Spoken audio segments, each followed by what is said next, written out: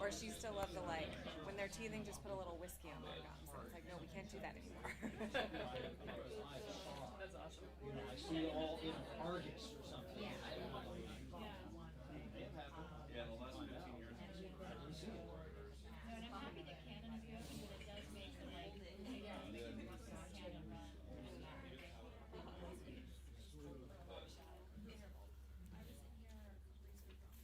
It's, the only thing good about it is,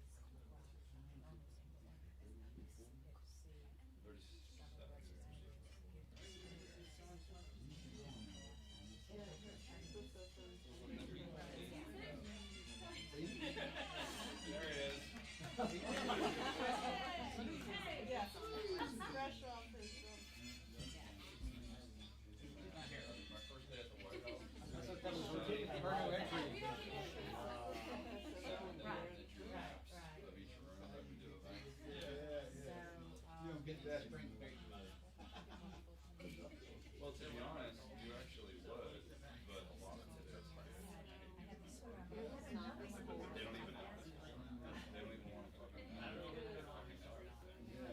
Yesterday it was through words. Because to be perfectly honest, when I came here, I was the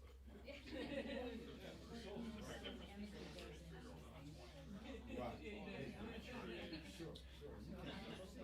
Yeah, because I came here wanting to know.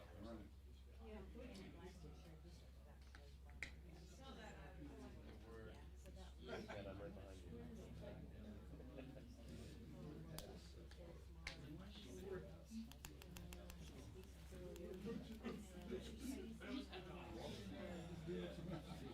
Stay out of my way. Yeah, but those two, if you walk on them,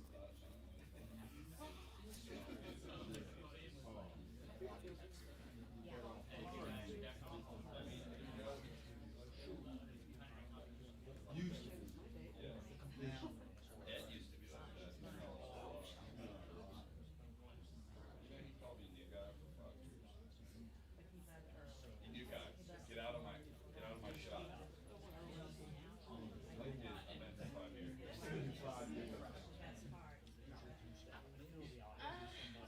New guy. I should have said, oh yeah. Right. And you know what? Yeah.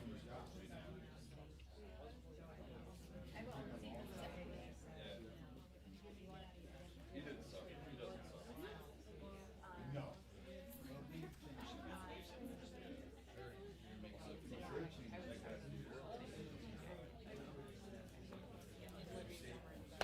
I'll move here. Yeah. All right. I know, I'm trying to.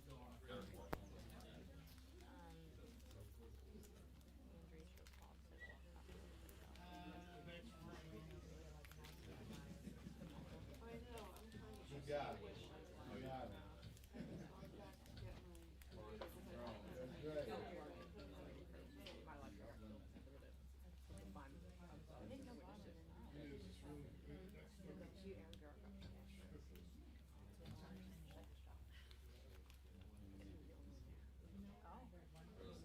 No, I mean,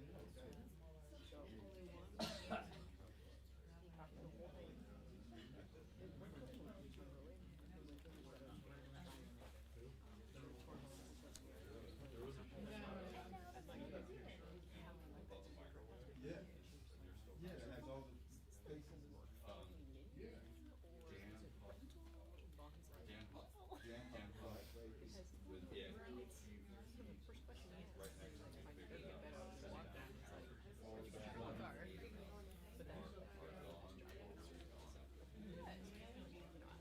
And he only did that like 3 years ago. Infrastructure, when, where it's going. I will know they did. I blame everything else. Actually, get out of things here. Let's.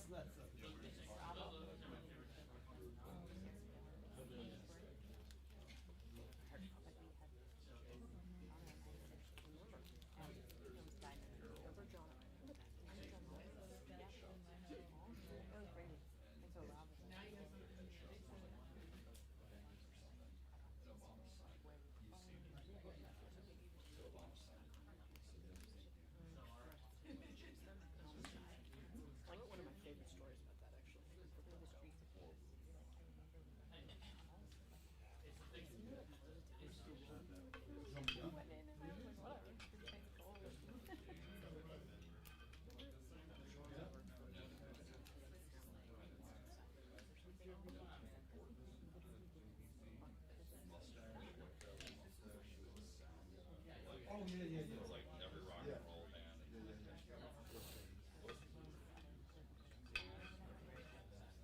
I understand.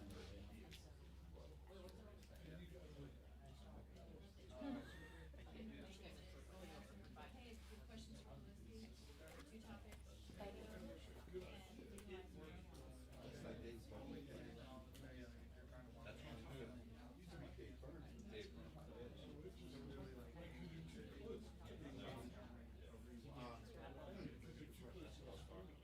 He told me I forgot. Sorry, Dory.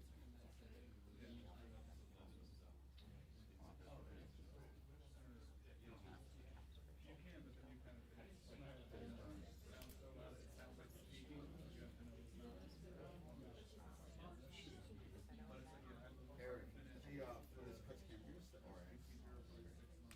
421. Okay, thanks, man. I'll have it.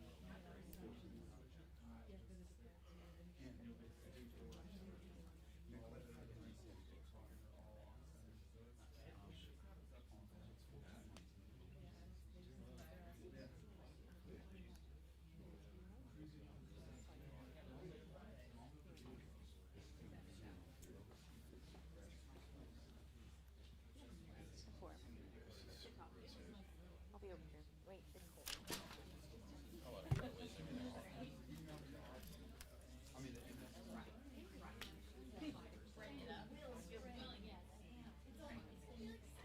Casey, your windscreen fell off of me. Also, it's like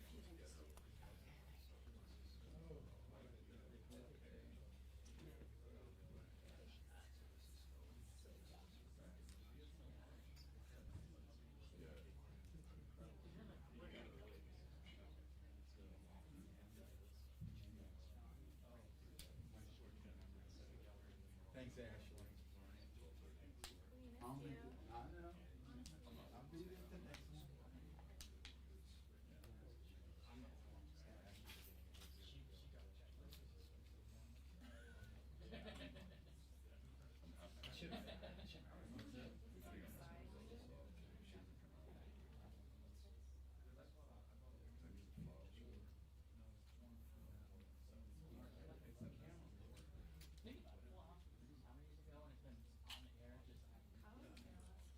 Casey. Janie? Really? Come back to work? Carl. Oh, he does? Good. Or Espo. I imagine you're not going to be playing softball this summer. Yeah, no. What? I mean, She'll just be like the outfielder, like Well, we've had this is a, you know, this is a recurring theme. Walter and I talked about this last night. I mean, they have all these new young women in Congress. It's going to be a I know, really it's gonna tough be a tough year. year. Your sideline. I mean, Lisa gets it. Solar is the machine. It's steamroll. I will be there. But unfortunately, I will not be. Well, you remember two games ago, I got hurt in warm-ups. yeah. We have like all kinds of like universe takedowns. I feel like it's like everyone has to go through like one game of being injured and one game of being pregnant. You know?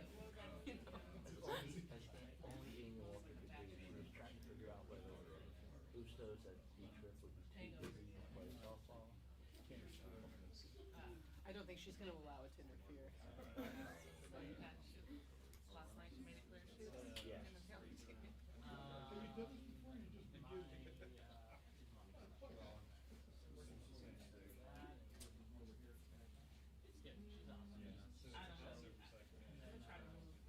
Thanks, man.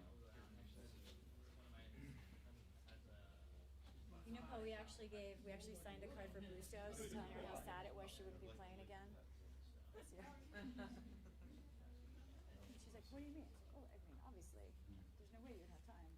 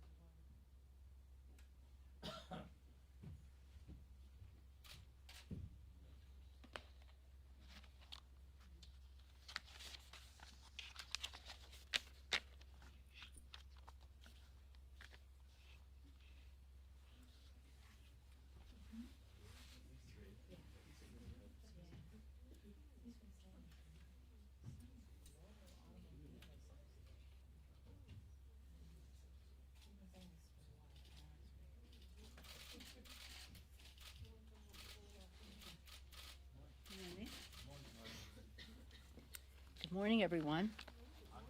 Are you ready for St. Patrick's Day weekend coming up? We will shortly be welcoming the President of the United States and the Taoiseach of Ireland, the Prime Minister, to the Capitol for bipartisan bicameral luncheon to honor St. Patrick and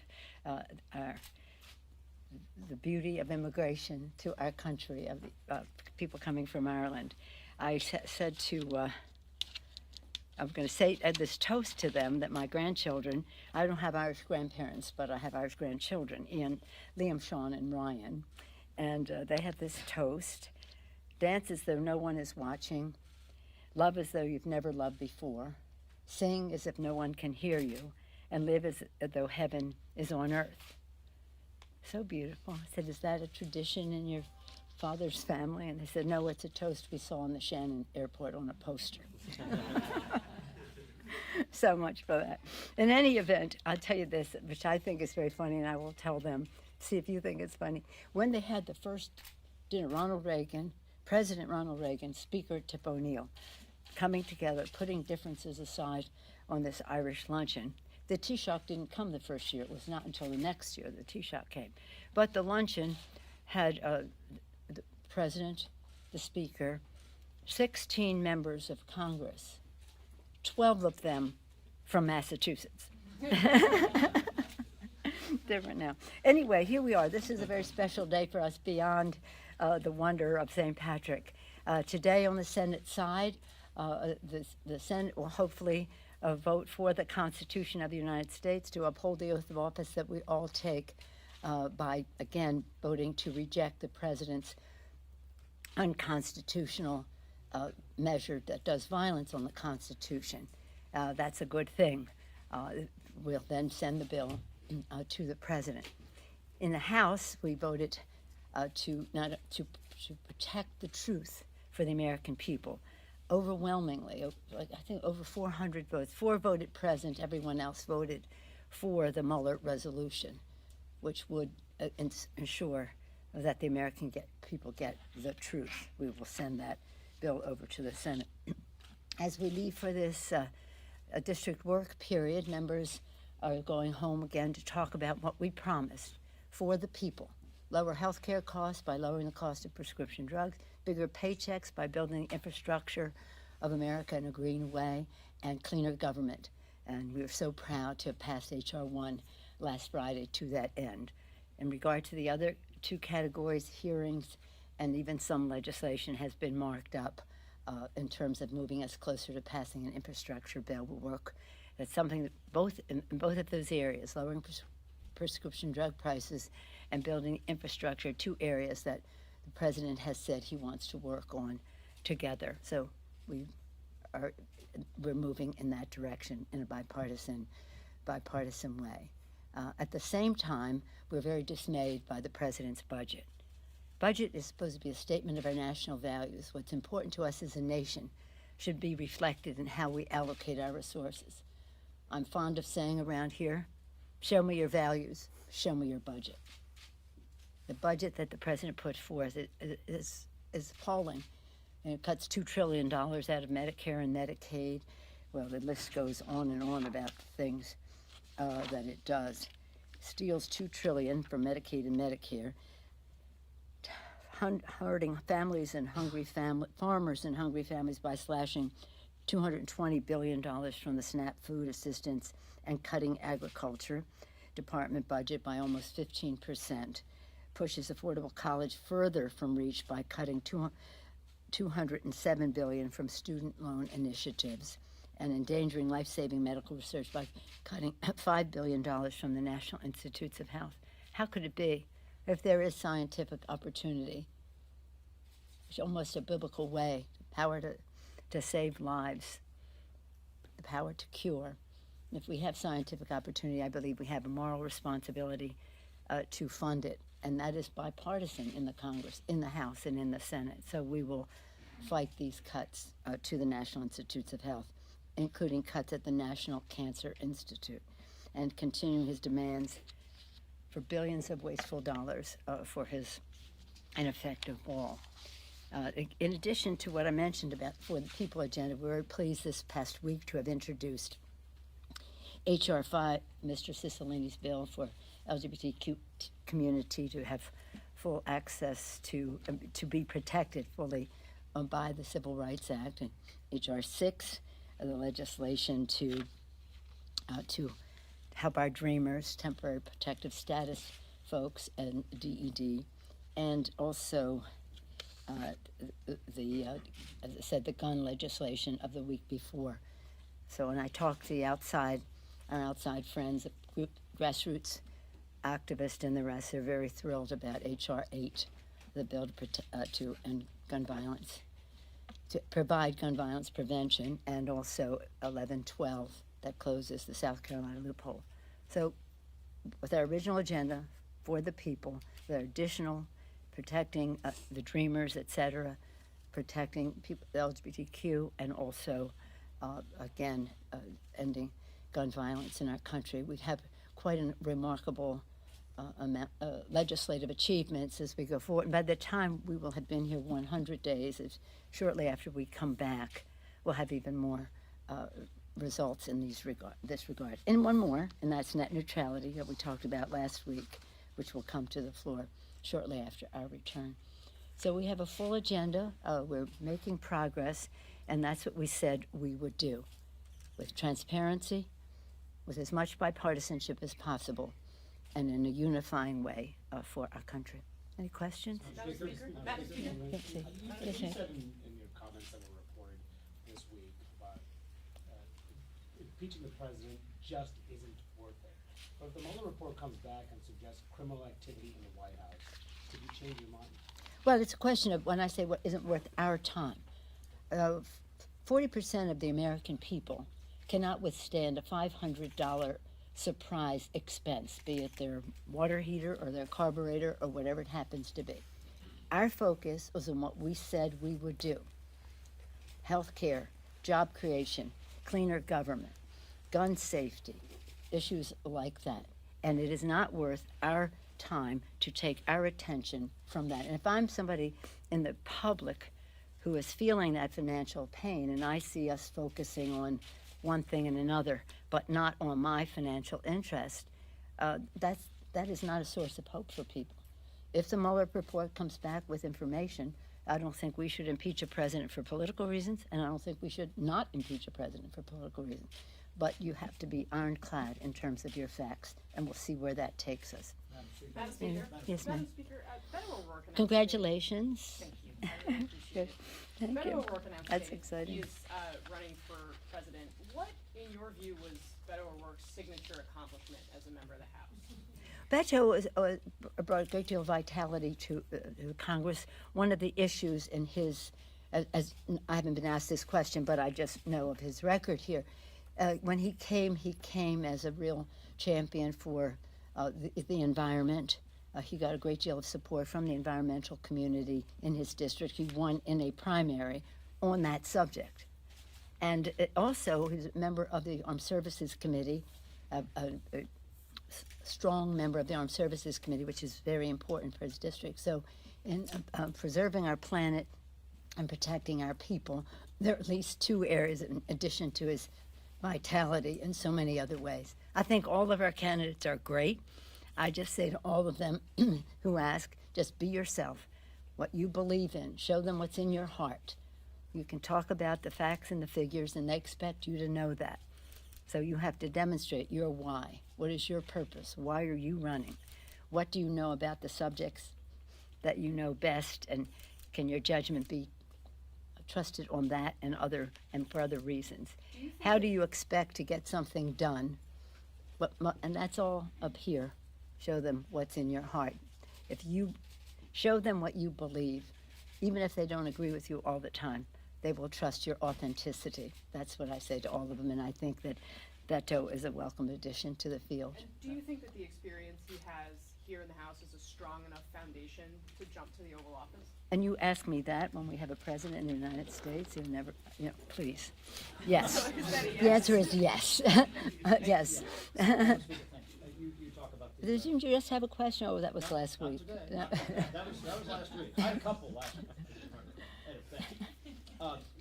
We have the luncheon with the Taoiseach and the president today. I know when you had a good personal relationship with President George W. Bush, and you used to use some of these social occasions to talk policy with him. I know you're not in the same room with the president very often. Is there anything you would like to bring up with the president today, since you will be in the same room with the luncheon today? No, I don't think we use this luncheon as any policy discussion other than what we say at the podium. And that's what it'll be. Now, I was remembering. None of these disputes about the budget, none of these. No, the president is a guest in our house. We will treat him as a guest in our house and are honored by his presence to welcome the Taoiseach. A Taoiseach who's LGBTQ, his father is an Indian, as we say, only in America. Madam Speaker?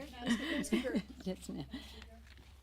How do you think the FAA handled the Ethiopian air crash and questions about Boeing 737 mounting hanging when they grounded planes? I do know that our chairman of our committee, Mr. DeFazio, and the chair of the subcommittee, Mr. Rick Larson of Washington State, were right on it, and they were getting as much information as they could from the FAA on it, so that we would be making a judgment based on fact. The fact that so many countries had already made their decision, again, just because we would ask for it doesn't mean it would happen. So I was pleased that the president made the decision that he made. Yeah. Madam Speaker? Madam Speaker, on HR 1, there's been some criticism from the ACLU about it in regards to the freedom of speech issue. And as far as 16-year-olds voting, where do you see that going into the future? Well, I disagree with the ACLU on this. In terms of legislation, we couldn't be prouder than HR 1. This is about reducing the role of big, dark, special interest money in politics and empowering small donors. It's about ending voter suppression. It's about making redistricting fair. It's really a source of joy and hope to so many people in the country. I myself, personally, I'm not speaking for my caucus, I myself have always been for lowering the voting age to 16. I think it's really important to capture kids when they're in high school, when they're interested in all of this, when they're learning about government, to be able to vote. That is not necessary. In other words, some of the priorities in this bill are about transparency and openness and accessibility and the rest. That's a subject of debate, but my view is that I would welcome that. But I've been in that position for a long time. Listen, I think sir, yeah, I'll come back to you. Okay. When you made the comment about impeachment to my colleague Joe Heim, Yes. were you getting worried that some of the members of your own caucus and some of the presidential candidates were getting farther ahead of where really most of you were? No, I didn't. I made the comment that I made because I make it every week. I've made it July, August, September, October. I've made it all through the campaign. I made it in our transition, and I've made it every week. It didn't seem to catch on until I had a gimmick. He's not worth it. Boom, it explodes. So many of you have said to me, why are you saying this now? Because I've said it almost every day. But if I frame it that way, it gets more attention. So I wasn't getting worried about anything. As I said, I'm a longtime member of the Ethics Committee, And there we just followed the facts, the rules of the House, and the law. No hearsay, no subjective attitudes, all objective. The rules of the House, the law of the land, the facts of the case. And the facts of the case will argue, will present a different challenge when we see what that is. Yes, ma'am, one last question. So Republican leaders were here an hour ago talking about the Green New Deal. Yeah. They say it's going to raise, it's going to get rid of jobs, it's going to raise the price of health care, all kinds of things. What's your response to I'm that? really impressed. They care about health care. They who took away the individual mandate, they who scores of time wanted to eliminate the Affordable Care Act. I've never even known that they had an interest, except maybe to take $2 trillion out of Medicare and Medicaid. As with all of the initiatives that you're hearing about, they will go to committee. That has different committees because it has different pieces to it. But I'm more excited about our select committee on climate, chaired by Kathy Castor of Florida, which will be having its hearings, evidence-based recommendations, some of which will be consistent with some of what's in the Green Deal, new Green Deal, and some of it might be even beyond that. But I'm not standing by any characterization that the Republicans have of anything. Unfamiliar as they may be with sending items to committee, because that's not what they ever did, this is what we will be doing, is sending it to committee. I do want to salute the Green Deal in this respect, not the particulars, because that we have to take it one at a time, but in the respect of, again, raising the profile of an issue, which is a challenge generationally to preserve this planet. It's a health issue, a public health issue in terms of clean air, clean water. It's a jobs issue in terms of the United States being preeminent in green technologies throughout the world. It's a national security issue. Just read what our national security experts have to say. Generals, admirals, again, national security experts have to say about the challenge to global security that the climate crisis is presenting. And it's a moral issue. We all have a responsibility to pass this planet on to future generations in a responsible way. I myself, as a Catholic, believe, as do many of our evangelical friends and the rest who share our belief, that this is God's creation and that we have a moral responsibility to be good stewards of it. So this is a very high priority. As you may or not know, it was my flagship issue when I was Speaker the first time. So I welcome any enthusiasms in that regard. But as we legislate, we'll go through committee to see what the best possible approach is. I wish you all a very happy St. Patrick's Day. We will have a good deal of activity in the districts in terms of mobilization at the grassroots level around For the People agenda. Lower health care costs, bigger paychecks, cleaner government, safety with our gun safety bill, and the list goes on. Thank you all very much. Thank you.